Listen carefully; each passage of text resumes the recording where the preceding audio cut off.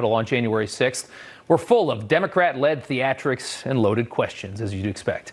Democrats would have you believe the far right is preparing for a civil war in this country. The same people who want you to ignore Antifa attacking federal property on a daily basis and all the riots and looting of last summer that destroyed countless neighborhoods and businesses expect you to gasp in horror at 200 right-wingers breaking windows and storming the Capitol armed with mostly Trump flags. Today, California's new Senator Alex Padilla pushed a theory that previous Trump rallies were used as a sort of recon for January 6th.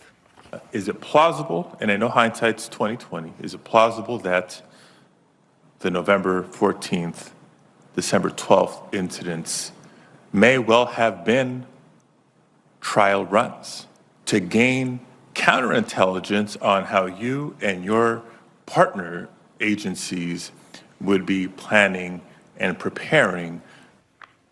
All right, Democrats so desperate to dramatize the threat from the far right now. We all see it happening. They love this story, but let's put it into some perspective here. Let's imagine a far right group actually trying to coordinate an insurrection on January 6th. Let's go with their story for a second. Here's the plan. Let's get thousands of people to show up at the January 6th Trump rally. This is going to be the army that's going to take over the United States in this grand insurrection. Let's get them to walk to the Capitol. When they arrive, let's make sure thousands, about 99% of the crowd, just stand around outside looking confused. That'll be really helpful, right? Classic misdirection. We'll never see that coming. Meanwhile, only about 200 people actually go inside the building. Of those 200, only a couple of them have guns. Most of the 200 have nothing. Others use hockey sticks and maybe flagpoles. Because everybody knows police, National Guard, military, they're defenseless against a flagpole, right? We know that. Okay, so when they get inside, and this is really critical, this is what you do. You take pictures at Nancy Pelosi's desk with your feet up. You take more pictures on the House floor, and somebody needs to steal the gavel. The U.S. military will be paralyzed by such a bold maneuver. They'll have no clue what to do. At that point, the country is as good as theirs, and Congress will have no choice but to declare Donald Trump the President of the United States. This is the story Democrats are trying to sell the American public. They don't want you to think that this was just a gang of maniacs storming the Capitol hyped up in the moment. This was actually a well-coordinated attempt to take over the country from an insidious threat that lives within America. Take a listen. When an angry, violent mob staged an insurrection on January 6th and desecrated our Capitol, the temple of our democracy, it was not just an attack on the building, it was an attack on our republic itself. When the insurrectionists, when they came to storm our Capitol on January 6th, they came armed not only with weapons, but also with hate. This was a shocking assault on our democracy, and it marked one of our nation's darkest days. I have to say, it was one of the most pathetic insurrections I think we've ever seen if you look through history. In reality, as Senator Ron Johnson confirmed today, this was not a well-planned insurrection, as we all know. This was a couple hundred maniacs in the same place at the same time. The House managers made a big deal that this was predictable, this was foreseeable, which I don't believe. Do you believe that what happened, the breach of the Capitol, did you believe that's foreseeable and predictable? No, I don't, nor do, if you look at some of our other partner agencies, I don't think Secret Service would have brought up the vice president if they expected it. Much of today was wrapped around an intelligence failure on January 6th. The idea that there were, in fact, indications that some people were coming to the Capitol with bad intentions, and questions as to why that information didn't get to everyone who needed it. That's what a lot of today was about. Those are all fair questions. Those should be analyzed. Nobody liked seeing a mob storm the Capitol, and in no way will we ever defend what happened that day. It was an embarrassment. I think we can all agree on that. But the media and Democrats have turned January 6th into the greatest tragedy that the country has ever known. They've used it to instill fear of Donald Trump supporters into everyone as they work to dismantle the Republican Party. This is all politics, and of course, it's all ridiculous to anybody that actually watched what happened. One major development today that you need to know about involves what actually happened to police officer Brian Sicknick. Sicknick died on January 7th, a day after the riot. You, of course, have heard this story many times because the liberal media has been completely obsessed with it for the last 6 weeks. The good news is they finally care about a cop, right? The media initially reported that Sicknick was struck by a fire extinguisher, and that led to his death. The most recent casualty of the mob that the president and other Republicans incited is Capitol Police Officer Brian Sicknick. He's a 42-year-old veteran. According to reporting, Officer Sicknick was struck with a fire extinguisher. Officer Brian Sicknick, who apparently was beaten to death with a fire extinguisher by the Trump mob that day. Officer Brian Sicknick died after being hit in the head with a fire extinguisher. I mean, we could show you hours of footage about this. I mean, some of these people have been tweeting about this nonstop for weeks now. After a couple of days, the Capitol Police, though, on this story got really quiet and refused to release much more information. And it's been this big mystery now for 6-7 weeks. What happened to this man? Weeks later, we still had no answer. And it's become very clear that something is up. There's no reasonable explanation why you shouldn't know what happened to him all this time later. We should know. Well, the Daily Mail spoke exclusively with Brian Sicknick's mom, Gladys Sicknick, told the Mail, no, he wasn't hit on the head. No, we think he had a stroke, but we don't know anything for sure. We'd love to know what happened. They think he had a stroke. He wasn't hit on the head with anything. This is the biggest story that the Democrats and the media have had for weeks now. They love this story. The fire extinguisher story has been in doubt for so long, but the media and Democrats didn't want you to know that. For weeks we've known something was up with this story. We just didn't know what. They just used it in Trump's trial, knowing it's likely not true. The Democrats don't care. They're still going to use it. The left is loving the narrative that Trump supporters murdered a cop. They want this to be true so bad. It justifies comments like this from Don Lemon. Law and order. Law and order. Blue Lives Matter. Respect the flags. Respect law enforcement. Why don't you just comply? Don't you dare even say that again. Don't expect a retraction from old Don over there at CNN. Democrats and the media have been ramming a very likely false story down their viewers' throats for the last 6 weeks. It all has a political narrative. They're doing it on purpose. They love this story. And it turns out, at least if you trust the mom, who probably knows more about this than anybody right now, has been getting indications from people investigating, it's probably not true. And it's going to be another huge embarrassment for the mainstream media and for the left. This is a really big story, and you can add that embarrassment to the list. Congressman Louis Gohmert of the great state of Texas joins us now to talk about all of this. He's a member of the House Judiciary Committee and helped lead President Trump's first impeachment defense. Congressman, thanks for being here. Good to see you. Great to see you, Rob. Great assessment of what happened on January 6th. Excellent. Thank you so much. I appreciate that, sir. I want to get your reaction to this big development, what Sicknick's mom, Officer Sicknick's mom, is telling the media tonight. Well, it was hard to get the information, but from what we had heard, it was likely a stroke. But to be this far after his death, yeah, and his own family is not told what happens, that ought to be worth a hearing. Why is the family not being told exactly what happened to Officer Sicknick? You know, I'd seen Brian around the Capitol. He was a great guy, and he was worthy of every bit of reverence and respect that we gave him and his passing. I mean, he believed in law and order, and we do respect that. Yeah. Thank you very much.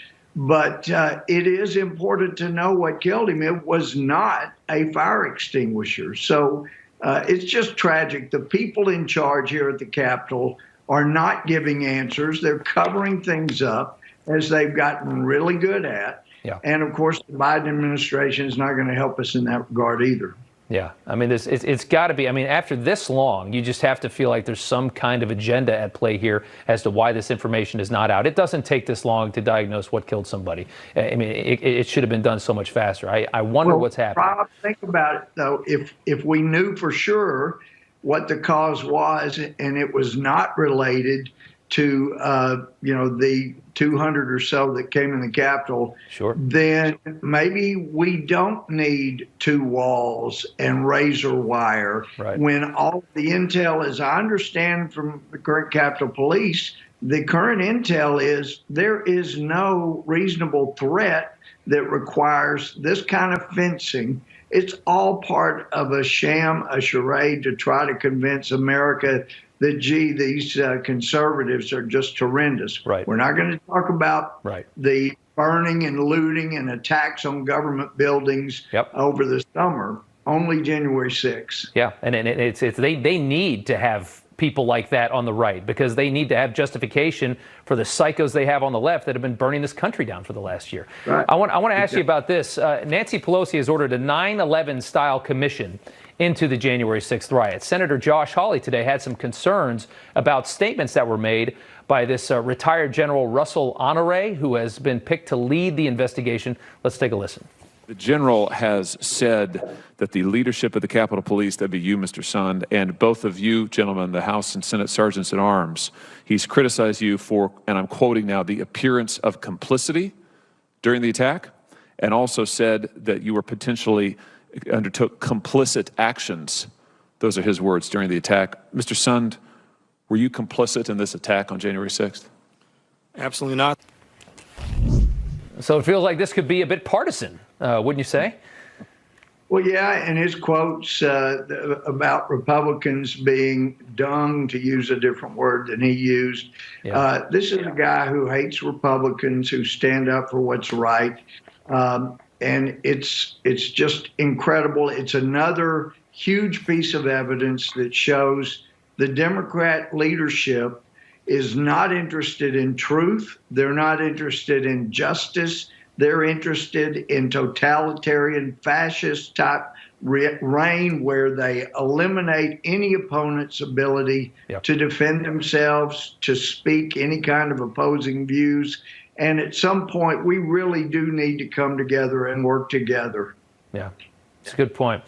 I want to ask you about this H.R. 1 bill. Yesterday, all the House Democrats signed on to this sweeping election reform bill that they have. Democrats claim it's going to improve access at the ballot box. Here's some of the highlights of it. Prohibit voter ID requirements. There's a good start. Automatic voter registration, same-day registration for federal elections, expanding mail-in voting. They love the mail-in voting, of course. That's just the tip of it. What's your response to this thing?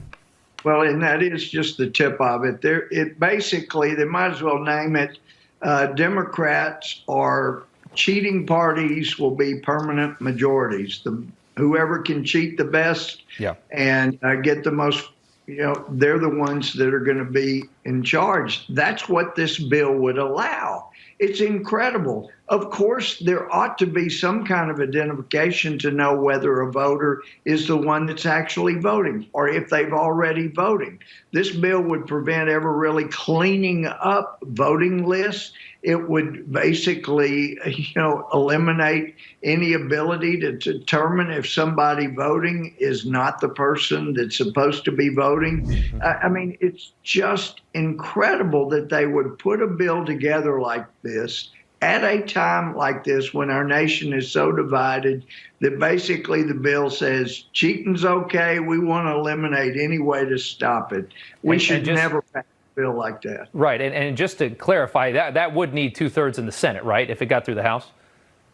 Well, there is some discussion about that, Rob. It's a great question about whether or not they'll be able to finagle some of this under reconciliation, which would only require a majority. And so we're concerned they may try to slide some of that. It has nothing to do with reconciliation. It's entirely a Democrat majority for the future bill. They like that trick, though. They may try to slide it in reconciliation. Yeah. I want to ask you finally, one of my favorite things that happened today, this is a real beauty here. Democrats accuse the Trump administration, of course, of human rights abuses at the border. Everybody remembers the kids in the cages. Everybody went nuts over that. Meanwhile, the Biden administration opening its first migrant detention facility for kids. Even Democrats are noticing how ridiculous this is. Here's Jen Psaki today trying to figure out how to cover this one. There's the criticism that was made by candidates Biden and Harris, and then there's the criticism concerned now of these attorneys who work with and represent these children who say this isn't much different than what the Trump administration was doing. Well, what say you? Let me first say that you're right, that there's about a 72-hour time frame where kids should be transferred from CBP facilities to HHS-sponsored facilities, and that is certainly our objective. I mean, again, this is just incredible. I mean, you've seen this, and I want to show you one more thing before I get you to respond. I want to show you a picture of AOC back when it happened a couple years ago when she was going after Trump. Do we not have it? Okay, well, there is a picture. We all remember the picture. She's wearing the white dress. She's crying at the cage. And then now today, she just writes a tweet that says, this is not right, no matter which party it is. Respond to all of this. Well, actually, AOC is exactly right. It's not right, no matter who does it. But there are times, as Psaki was pointing out, when the cage, there are never times a cage is appropriate.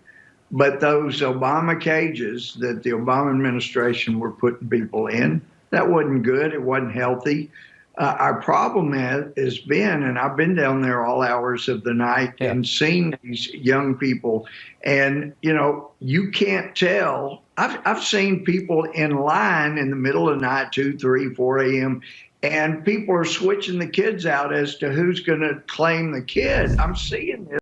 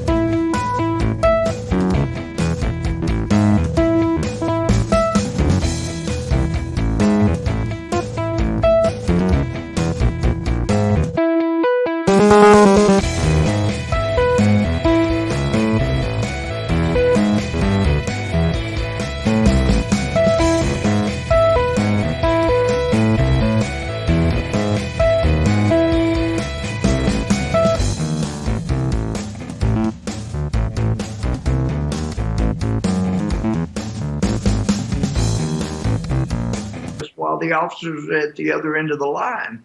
And so these officers need to be sure that children belong to the people that are claiming them, that they're not being trafficked. And that may take 72 hours, like Psaki said.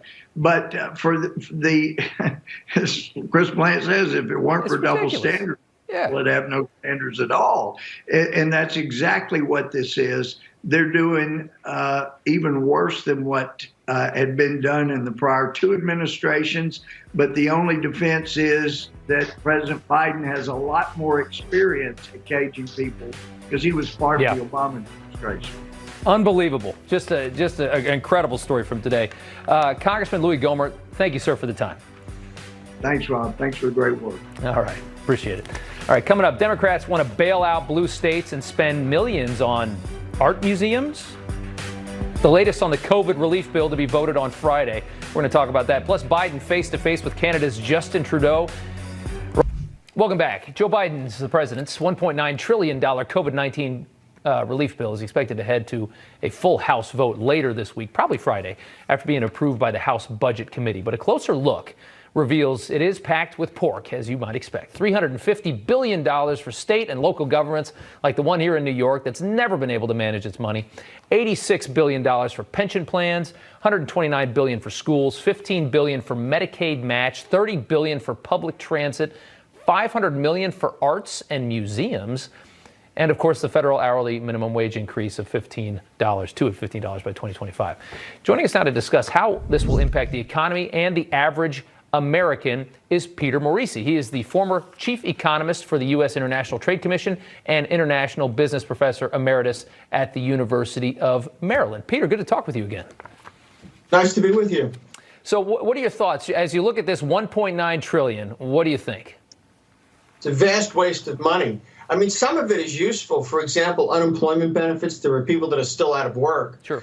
But the payments to households generally, that's basically Biden keeping a Georgia campaign promise when we had the runoff for the 2 Senate seats. You give me these 2 senators, I'll send you a check in the mail. Gee whiz, if Donald Trump had done that, we'd have had a 3rd impeachment.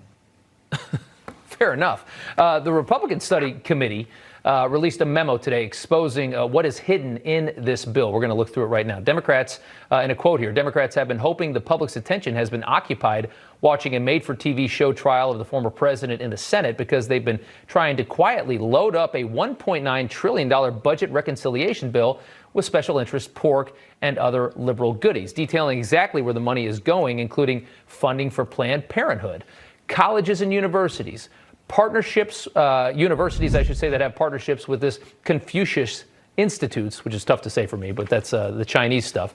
EPA, environmental justice grants. I just want to ask you this. COVID cases right now are plummeting. We went into this vastly last night. The cases are really dropping fast. Instead of reopening, though, Democrats are hell-bent on spending a ton more money. Why is that? Well, they're simply paying off the constituents, people that helped them get elected and so forth. This is really checkbook democracy. But the sad thing is, Mr. Biden has a real agenda beyond this. Things like infrastructure spending, money for R&D, for green technologies and so forth. This so loads up the budget deficit for 2021 and 22 and going forward that it's going to be difficult to find money for the real growth priorities. That's the problem here. A lot of this money is just squandered, and that's terrible. Yeah, it is terrible. It's unbelievable how much money that is. Again, we just have to. We don't have an unlimited amount of money. They seem to think they can run the printing press at the Federal Reserve like the mimeograph machine to hand out flyers for a socialist democracy meeting or something. It's embarrassing the way they handle money. It's like having a bunch of kids running the store. Federal Reserve. It's really a junior achievement project right now at the White House.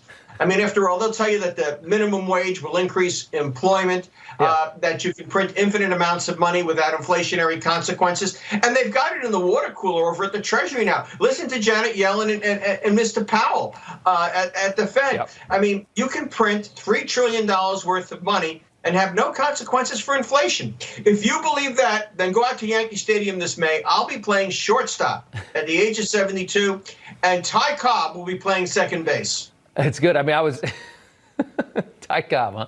I was just going to ask you about Jerome Powell and the concern about inflation. How on earth?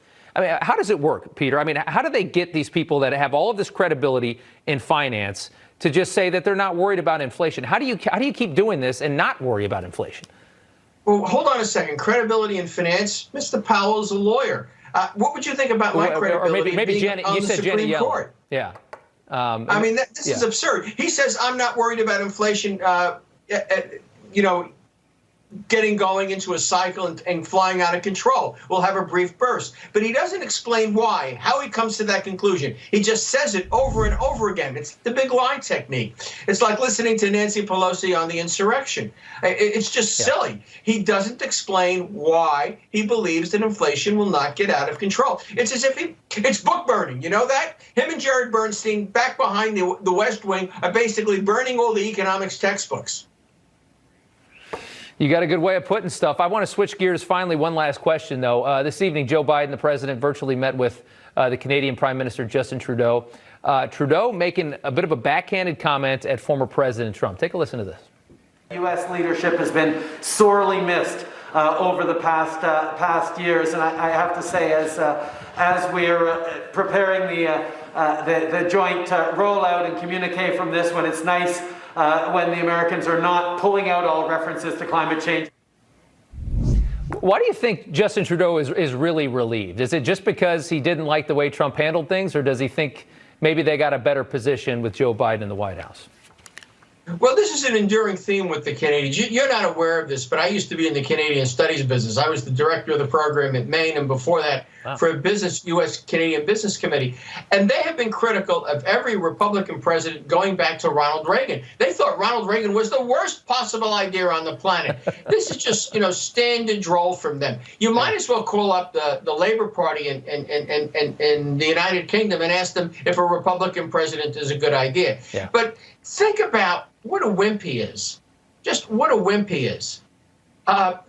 President Biden has just cut off the Keystone Pipeline. Yep. That will not have any impact whatsoever on how much oil we burn, because we'll simply import it from Africa and the Middle East. Yep. So basically, Joe Biden has shut down a pipeline that's vital to a NATO ally and gives us oil from a NATO ally, so we can import it from the Middle East and finance terrorists or from Africa. Yep. I mean, think about it. We've just implemented a program to shut down the Canadians so we can bring in African oil. That's absurd.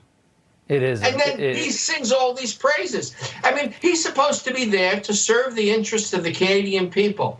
What he's there to do is to value signal. Yeah. You make some great points. You know, really what it is? Think about it this way. Sure. Suppose you took the brightest Canadian you could find from a very liberal family, and you put him in charge of the student government at Harvard, and then immediately made him prime minister. You'd get Justin Trudeau. Exactly. And you know what? In this country, if the foreign leaders are really excited about your president, that means they're probably getting something from us, and that's not a good thing. Peter Morisi, former chief economist for the U.S. International Trade Commission. Sir, thank you for the time and making it interesting as always. Take care. It's nice to be with you. Good luck. All right. Thank you. All right. Former President Trump expected to make a public appearance for the first time since leaving office. He's scheduled to speak at CPAC this weekend in Florida. What we can expect to hear from the 45th president, Charlie Kirk, joins us coming up next. Welcome back. Former President Donald Trump will deliver his first public speech since leaving office at this weekend's Conservative Political Action Conference, also known as CPAC. Conference kicks off in Orlando on Thursday. Trump is expected to speak on Sunday. Joining us now is Charlie Kirk, the founder and president of Turning Point USA. Charlie, good to see you. Great to be here. Thank you. All right. It's a much anticipated speech. What do you think he's going to talk about? Do you think we'll hear anything about something in 2024? Yeah, the rumors are that he's going to say he's the presumptive nominee for 2024. Look, I think he's excited to get back in front of people. I'm going to have the opportunity to see him in the next couple of days, and I'll be interested to kind of see where his head is at. A lot of people have been wanting to hear from him, and he's been totally silenced by the big tech elites and the social media companies. But look, CPAC is a phenomenal event. I'm speaking there on Friday. I'll be focusing mostly also on the big tech issue, so there's kind of some synergy there. But look, President Trump, he's in a very, very powerful position over the conservative movement and the Republican Party. And I think that anyone in leadership from the Republican Party that is trying to dismiss the power of his movement, and I think they underestimate it. There is a phenomenal number and strength in the Trump movement, and I think President Trump is going to demonstrate that and remind people that if you want to get to power in the Republican Party, that road leads through Mar-a-Lago. Yeah, it's a great point. I don't think they have much of a party without him and his supporters at this point. Senator Rick Scott of Florida working to unite the Republican Party, which is what it really needs. Sent out this memo today titled "Republican Civil War is Now Canceled," urging Republicans to look forward. Part of it reads, "You and I are being called upon to rescue our nation from a socialist experiment that has always had a tragic finale, an ending that involves loss of prosperity, loss of freedom, and loss of life. Let's work together. Let's focus forward." Basically saying our little skirmish right now between the Romney types and the Trump types is not worth it. We have a much bigger thing to handle. It sounds like a memo that was written by Liz Cheney because she's afraid she's going to get primaried. I mean, look, I don't want a long Republican civil war. I'm not an advocate of that. But I think it's incredibly important to find out what the ideological, philosophical, and political direction of our party is going to be. Yeah. We have a lot of questions that need answering. Are we going to go back to the Chamber of Commerce way of doing things? Are we going to be advocates of open borders? Are we going to just say corporations can do whatever they want in our country and get special handouts from government? So I respect Senator Scott a lot. I've had him on my podcast, and I think he's a very good leader, did a great job in Florida. Yeah. And I think his intentions are great. I would just disagree slightly on how we're going to go about this current skirmish. I think it could be very healthy. I think it actually can make the Republican win massively in 2022. I share that goal with Senator Scott. I don't want to see Democrats in control of anything. Right. But if we are serious about making sure that principled conservatives are going to be in positions that can excite the grassroots. So a great example of this is what happened in Georgia. The Georgia runoff, you know, I was friends with Senator Perdue and Senator Loeffler. I have nothing necessarily negative to say. Yeah. But I also will say that they did not excite the grassroots in Georgia. It's one of the reasons they lost. They did not give a compelling reason to 700,000 or so Trump voters to show up and get them over the top. So if we are not serious about drafting candidates that embrace the American First agenda, then we might lose just because we're trying to pursue unity. Yep. And I want the Romney types and Liz Cheney types to present their best case for why we should have corporations run our country. Yeah. Good luck with that. It's not a very good argument anymore. Yesterday, 2 Democratic House members from Silicon Valley wrote a letter to cable companies urging them to shut down conservative channels like us here at Newsmax, Fox News. Yesterday, we had FCC Commissioner Brendan Carr on the show, who publicly denounced the attack on the First Amendment. We've seen what happens, Charlie, in countries where government controls the press. And that's kind of what these 2 want. And it's really scary. Yeah, absolutely. And by the way, I love what Newsmax is doing to really broaden the conversation. Obviously, glad to be here and speaking to your awesome audience. Look, this is nothing new. Whenever you have an entrepreneur or someone that tries to interject new ideas into the space, you're going to have entrenched interests. And my previous comments, I'm going to kind of expand on it. I said corporations run the country. You have corporate media, and then you have someone that wants to disrupt corporate media like Newsmax. They should really, you should take note, because you guys are doing something very good to try to broaden the conversation. But I'm not surprised by this at all. This is an assault on free speech. It's an assault on the First Amendment. But it's no surprise from a group of corporations and a group of activists that want to assault our first freedoms and our first liberties. No, it's not. Sadly, it's not a surprise in the climate we're in right now. Tomorrow, the House Committee on Energy and Commerce is going to hold a virtual hearing about this. It's being called Disinformation and Extremism in the Media. I'm curious if you think they'll spend any time reviewing some of the nonsense that comes out of the left-wing outlets in this country. No, I'll be very interested to see what they focus on. I'll be interested to see what clips they choose and how they actually go about this. So I'm going to be keeping a very close eye on it. Look, the problem with the entire narrative from the left is as soon as they start to see a sequence of facts that they deem challenging to their own pre-existing narrative, they immediately dismiss it as disinformation. Meanwhile, the entire activist media, from the New York Times to the Washington Post, engaged in one of the largest, most concerted disinformation campaigns when they alleged that Donald Trump was an agent of the Russian government, which derailed the first couple of years of his presidency. It was bad for the country. It was bad for middle-class workers that didn't get the legislative focus that they really deserved, which is why they voted in great numbers in 2016. Instead, we were worrying about this partisan, baseless witch hunt that was funded by the Hillary Clinton campaign and laundered, some would say, through a law firm, the money put through a law firm, I should say, to try for a very political purpose. And so, look, this is something that's not anything new. That's not going to get any focus at all whatsoever. However, they are now trying to destroy different ideas because they are threatened by people that are free thinkers and are unafraid to challenge the institutional gated narrative. Well said. Charlie Kirk, Turning Point USA, thank you so much for the time. Good to see you. Thank you. All right. In Hollywood, conservatives are canceled for basically nothing, and liberals get away with murder. SNL made a bad joke Saturday night. They need not worry. We'll discuss. And the Muppets are now